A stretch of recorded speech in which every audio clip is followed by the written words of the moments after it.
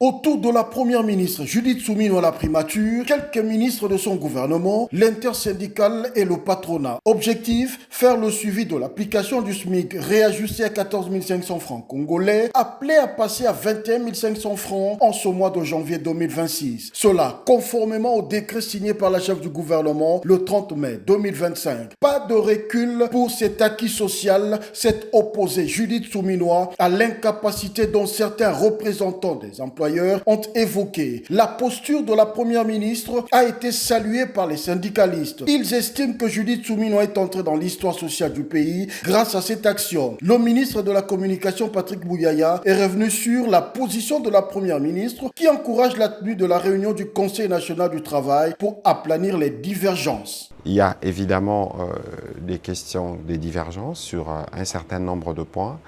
Et il est prévu dans ces cadres que les deux parties vont se retrouver évidemment autour du ministre du Travail pour discuter dans ce qu'ils appellent CNT, qui est l'organe qui me permet d'avoir justement ces dialogues sociaux de manière permanente.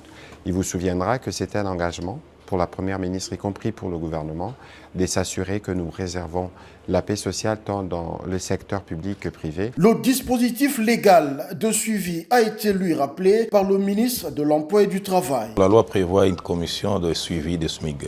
Alors cette commission est en train de suivre, mais il a fallu que cette commission se réunisse autour du CNT. Alors c'est le CNT qui sera convoqué pour voir qu'est-ce qui va, qu'est-ce qui ne va pas, et aussi parler sur la situation spécifique que le décret a prévu sur l'article 10 des domaines agro-industriels, agro-pastoral, pour voir comment, dans quelle mesure il y aura des allégements pour que leur permettre de bien avancer. En privilégiant la fermeté sur le principe et le dialogue sur la méthode, la première ministre confirme une gouvernance sociale alignée sur le programme d'action du gouvernement 24-28. Celui-ci fait de la dignité du travailleur, du pouvoir d'achat et du dialogue social permanent des leviers essentiels de stabilité et de prospérité partagés en République démocratique du Congo.